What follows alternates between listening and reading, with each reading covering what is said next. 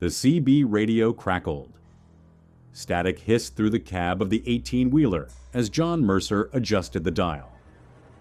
The road stretched endlessly ahead of him, a lonely ribbon of asphalt slicing through the desolate plains of Texas. It was 2:37 a.m., a perfect time for things to go wrong. Then it came, a whisper, faint, almost lost in the static. "Help me!"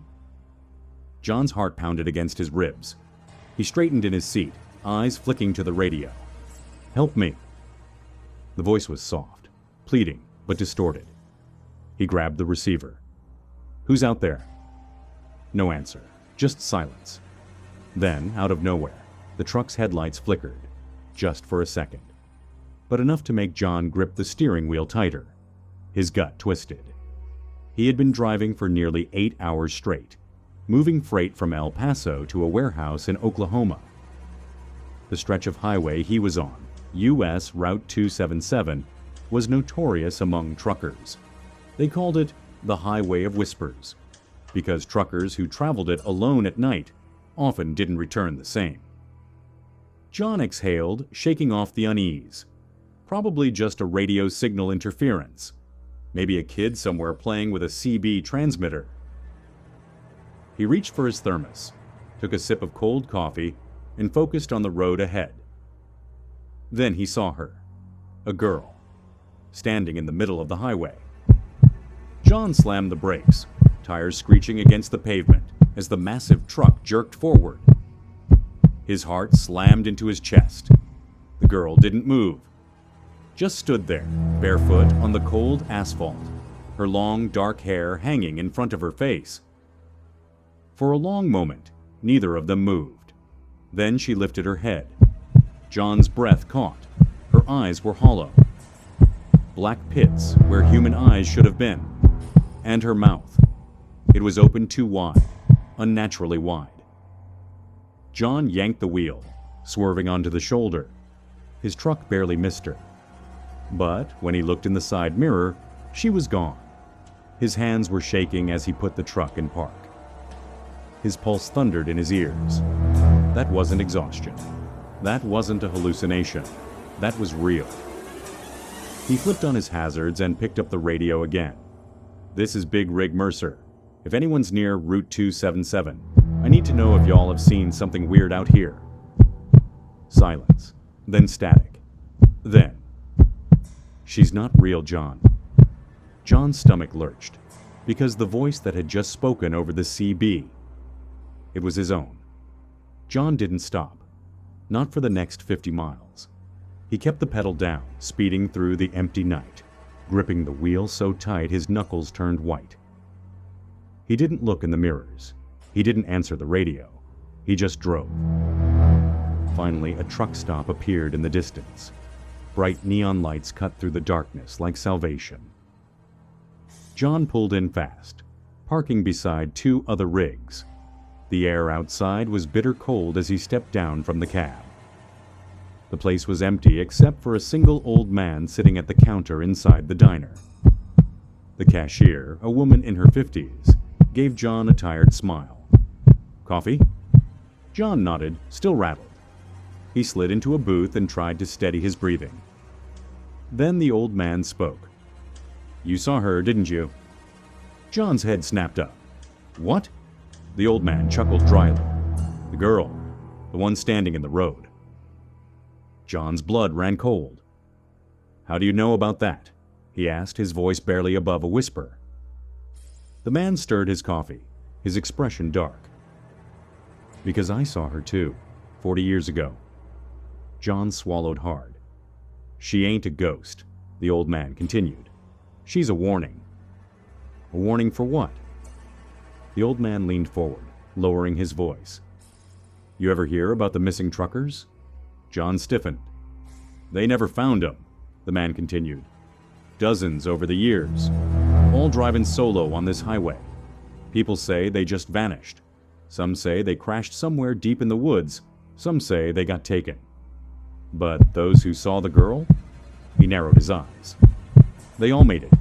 John's skin prickled. "Made it? From what?" The old man exhaled. From him. John's stomach churned. Who? But before the man could answer, the diner lights flickered, and the radio in John's truck, still running outside, came to life. He's coming. The voice wasn't static this time. It was clear. It was a whisper. It was coming from inside the diner. John bolted to his feet just as the power cut out completely. The truck stop was plunged into darkness. Then, a shadow moved outside. Something big. Something inhuman. John didn't think. He ran. Bursting out of the diner, he sprinted toward his truck, fumbling for his keys. His breath came in sharp gasps. Then he saw it, standing in front of his truck. Tall, thin, too thin. Its limbs were impossibly long, stretching toward the ground. Its skin was gray, glistening under the dim moonlight. And its face.